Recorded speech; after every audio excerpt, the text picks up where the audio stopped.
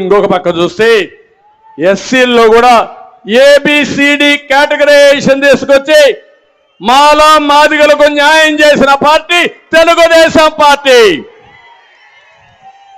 25 సంవత్సరాల తర్వాత ఇప్పుడు ప్రధానమంత్రి గారు కూడా కేటగరైజేషన్ సబబని వాళ్ళు కూడా సమర్థించే పరిస్థితికి వచ్చారంటే అది తెలుగుదేశం పార్టీ దూరదృష్టి. సమాజంలో ఏ ఒక్క వ్యక్తికి అన్యాయం చేయకుండా అందరికీ న్యాయం చేయడం తెలుగుదేశం పార్టీ సిద్ధాంతం. ఈ విషయం కూడా మీరు గుర్తుపెట్టుకోవాల్సిన అవసరం ఉంది. ఇవే కాకుండా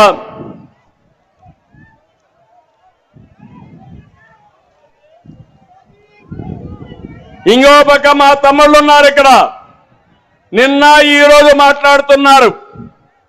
తమ్ముళ్ళు ఎంత దుర్మార్గం అంటే జగన్మోహన్ రెడ్డి ఇంట్లో గొడవ. అవునా? గొడవ అవునా కాదా? మీ ఇంట్లో గొడవ అయితే ఎవరు పరిష్కారం చేసుకోవాలా? మీరే కదా. మనకేం సంబంధం? నువ్వే కదా ఆ రోజు చెప్పావు. నువ్వు జైల్లో ఉంటే పాపం షర్మిల గారు ఏం చెప్పారు? జగనన్న బాణం, జగనన్న వదిలిన బాణం రాష్ట్రం అంతా తిరిగింది.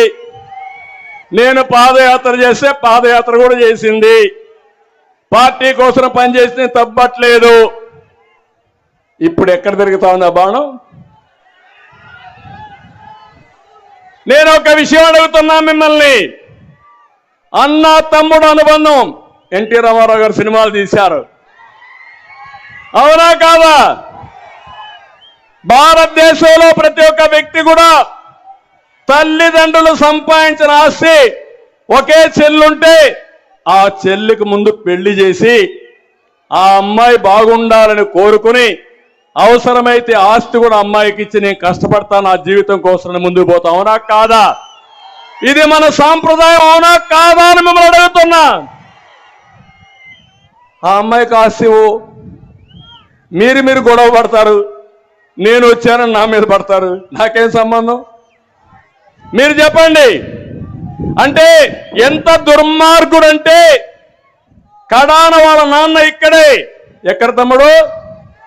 ఎక్కడ? ఇక్కడే చనిపోయాడు కదా. నా ఫ్రెండు, నా స్నేహితుడు రాజశేఖర్ రెడ్డి 78, 81, 83 మేమిద్దరం కలిసే తిరిగాం. పాత రోజులు జ్ఞాపకుంటే మీకు అర్థమవుతాయి. మేమిద్దరం దగ్గర స్నేహితులు, రాజకీయ విరోధులు 83 నుంచి. నేను తెలుగుదేశం, ఆయన కాంగ్రెస్ లో ఉండిపోయాడు. కానీ ఒక విషయం మీరు గుర్తుపెట్టుకోవాలి. ఆయన నమ్మినవాడు వాళ్ళ తమ్ముడు వివేకానంద రెడ్డి లక్ష్మణుడు మారిగా ఉండేవాడు, రామ లక్ష్మణుడు మారిగా ఉండేవాడు.